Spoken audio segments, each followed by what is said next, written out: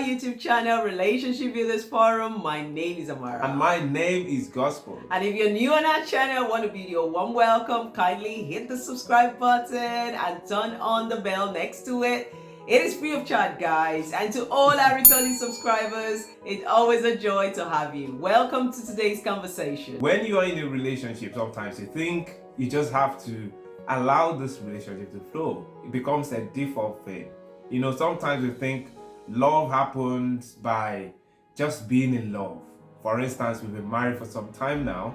If maybe I think we can just flow and let things happen. But does it really work that way?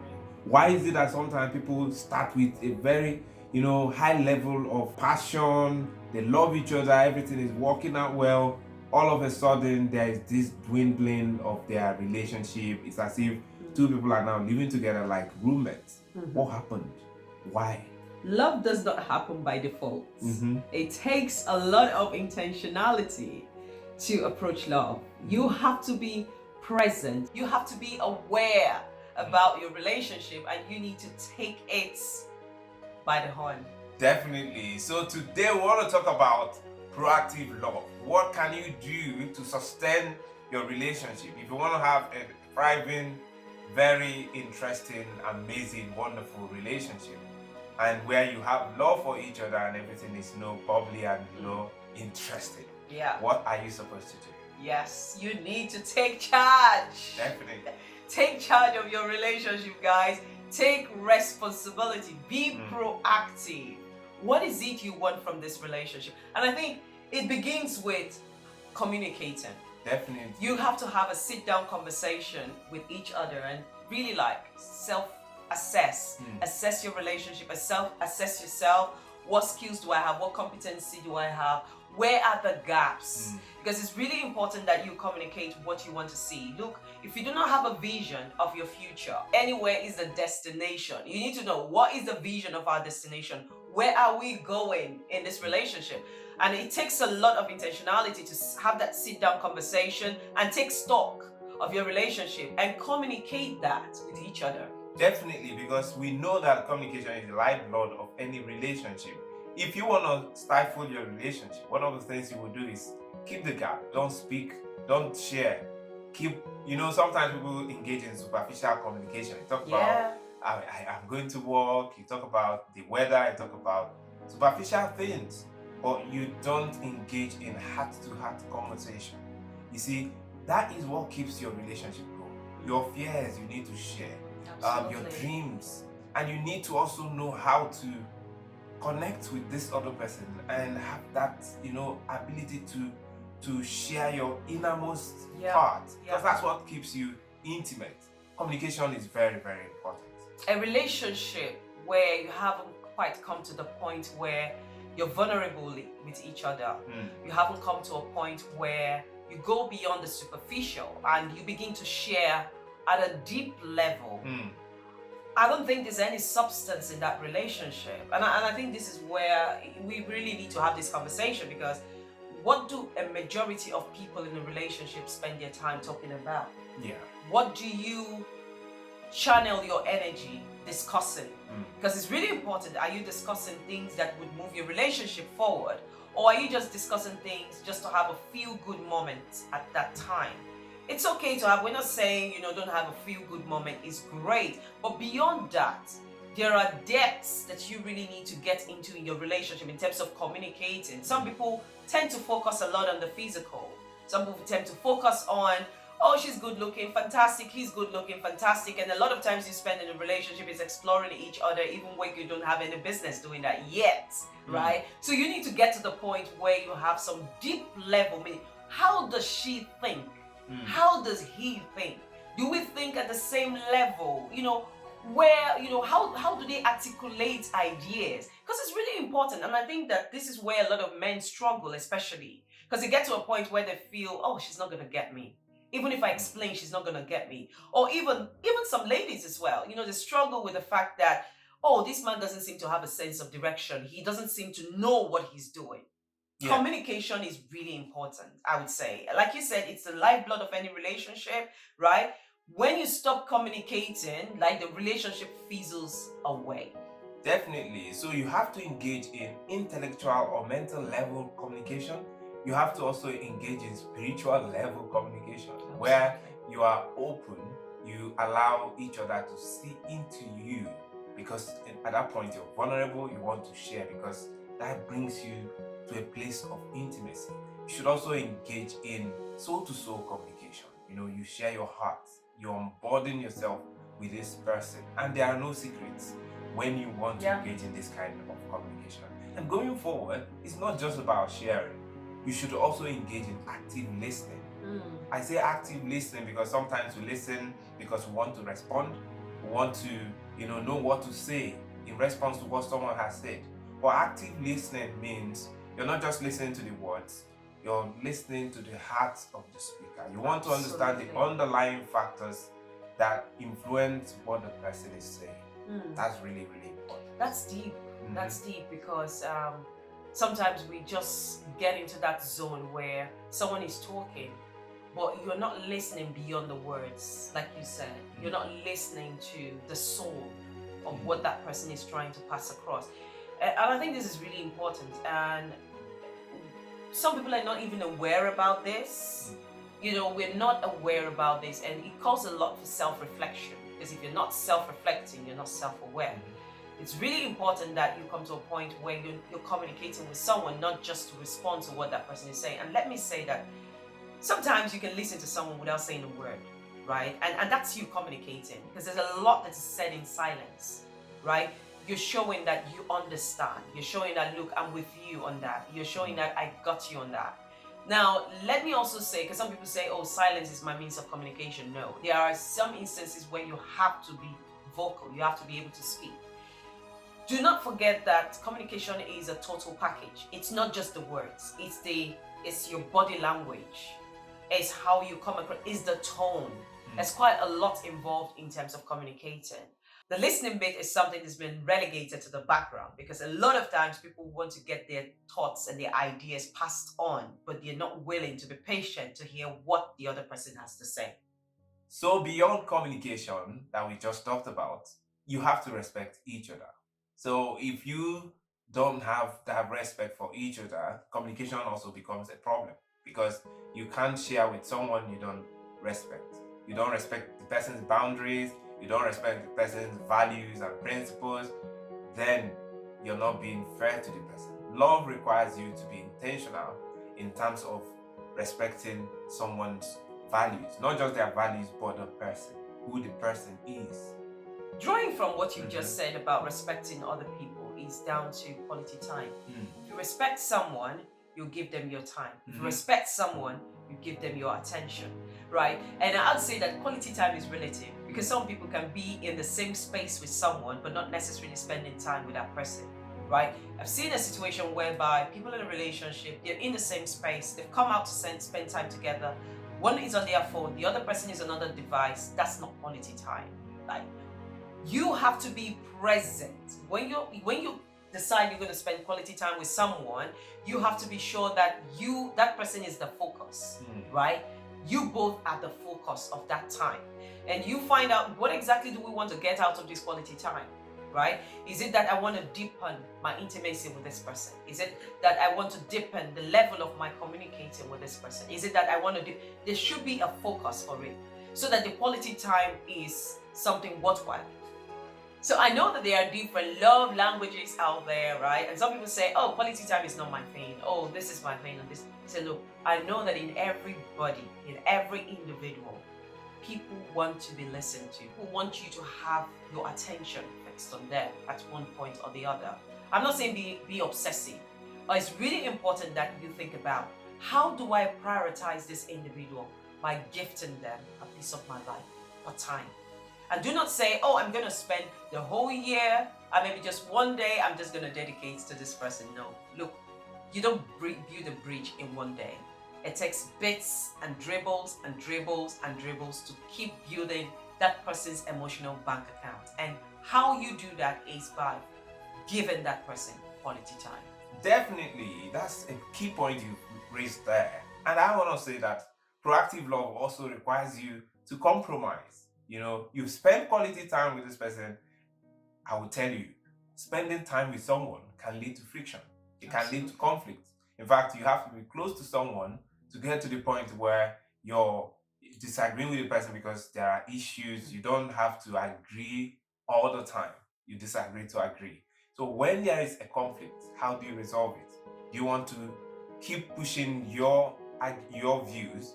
You keep pushing what you want, and you're not willing to compromise. You're not willing. I'm not saying compromise your principles, the core value of who you are. Yeah. I'm saying move a bit, be flexible.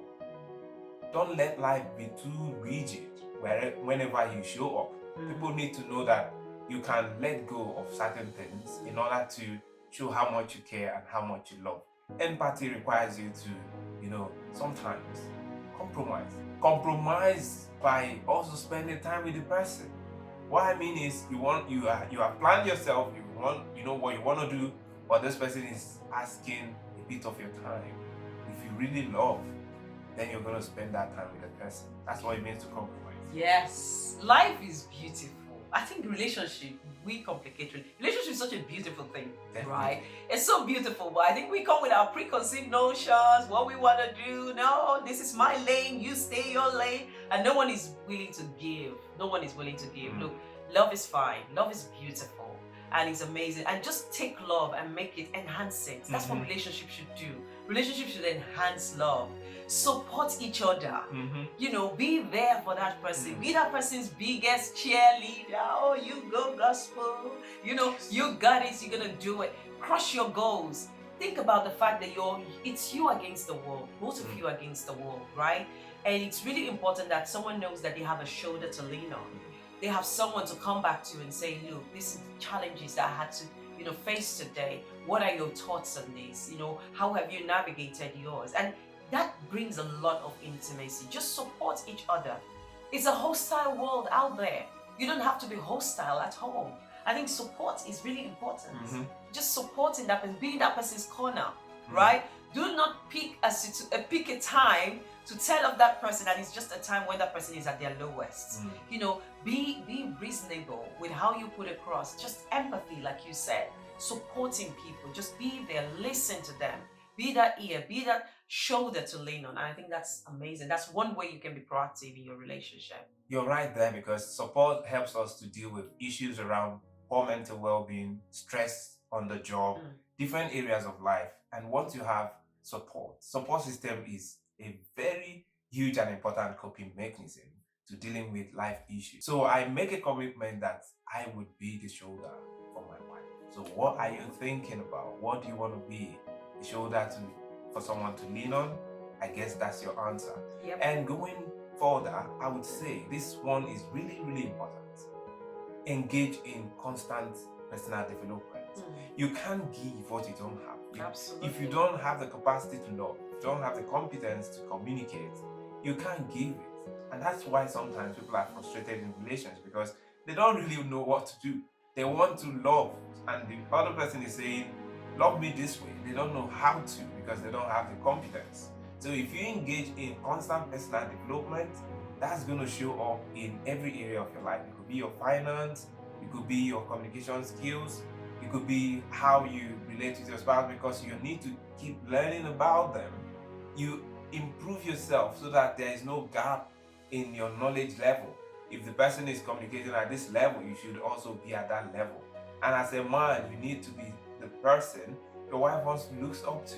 Absolutely. And it's not all about what you can give with your hands. It's about what you can give with your heart and your mind. Leadership. Yeah, absolutely. I think this is one of the fundamental reasons why people grow apart in their relationship, because you just stop growing or you stop learning the other person. Do not forget that at every point in our life, we're at different stages, right? Who he was when I met him is definitely not who he is now. Now imagine that I did not take time to be, intentional about, watching him and, how he's evolving and seeing, what can I do? What kind of skills can I get in order to support him at the stage of life where he is? And also just, reinventing yourself where you can actually think at that level and provide solution and ideas at that level. And it's really important, because some people just are who they are 10 years ago. There's no difference in terms of their mentality. And there's no difference in terms of, oh, this is my attitude, right? You take it or leave it kind of situation. Personal development is key. At the heart, think about you being on your job. If you were who you are 10 years ago, you would not get a promotion, right? So why is it that we take personal development so seriously on our jobs, but we don't take it so seriously in our relationship? I don't understand. Definitely. It's not the best way to go. It's not. It's not. So you have to be a better version. You have to be a better you. And that's part of you developing yourself, right? Where are my gaps? What am I doing that's not right? You know, talk about it. Do an analysis test, a skills test, right? Competency test. Find out where you are. Where are my gaps? What can I do to plug in those gaps? We talk about these things. It sounds really trivial, but this is the reason why a lot of relationships break up. These among many others, right? But I think at the heart of this is the fact that people just feel she doesn't get me. Definitely. And that she doesn't get me or he doesn't get me is down to the fact that there is a gap. There is a gap. Really important that that is filled up. The final one is surprise gestures. Yes. I think it's important. You see this one, right? Some people like their relationship too structured, too planned. There is some sort of butterfly feeling in spontaneity. Yeah, you need to like take the person by storm, like surprise the person, like you do. Oh yeah, you do sometimes. You do as well. Do I? Yeah. Yes. You know what? Some people you can tell how old they are in their relationship, right? You can tell.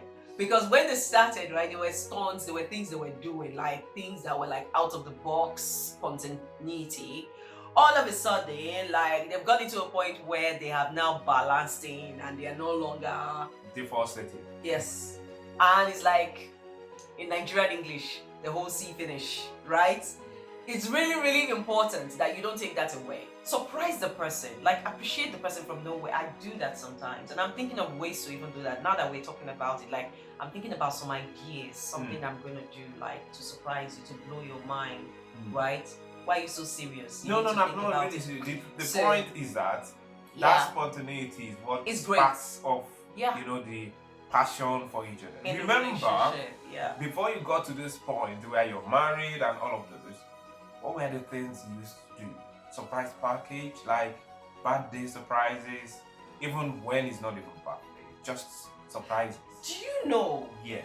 That some people used to take the risk by, you know, they just travel and just suddenly appear when the person least expects it. Imagine that you spoke with somebody and the person, you're like speaking with the person and the person like how many miles away, like 50 or 100 miles away, and then all of a sudden you wake up, go to work, and then there is that person standing right in front. People did that when they were dating, but all of a sudden you're married now, right? People don't even think about how can they infuse that into their relationship. It's not every time you travel that your partner should know when you're, well, I take that back. They should know when you're coming back, but you can do it in such a way that it's a reveal, like it's different. Just think about it. You know your partner well, you know who they are, and there are ways you can surprise them with some just random acts of kindness, with some surprising gift, with, you know, you could get someone to deliver something to them that you know they would least expect. Something that would just make them feel, ooh, I'm loved, you know, something different. Definitely. I also want to say that surprises sometimes could come even in the house, you know. There are things you could do. You could cook something very delicious that this person is not expecting. Maybe we could do a video on how to surprise your spouse. Because we can go on and on. Above all, I would say, appreciate your spouse. Show gratitude. It's not that simple for someone to decide, make up his or her mind to be in your life for a long time. Please show gratitude. If they are making effort, even if they're not there yet, you have high expectations of them, show gratitude for the things they do. For I know that the more you show appreciation, they will be more motivated to keep pushing. Absolutely. Absolutely. Show gratitude. Love that person. They took a risk by making a choice to be with you. Now, we've said a lot, but I don't know, maybe there are other things, other ideas that you have that you can, or you have utilized in showing proactive or demonstrating your love in a way that is different. I would love you to share it in the comment section, right? Please, if you love this video, just give it a thumbs up. Like I said, it's free. Share it with someone you know that will find value from this content. And I just love the fact that you all joined in. If you forgot to hit the subscribe button, do not forget to do that now. You can do that now. And for all our returning subscribers, always a joy. Always a joy to have you join our conversation each time. And until the next episode, it's goodbye.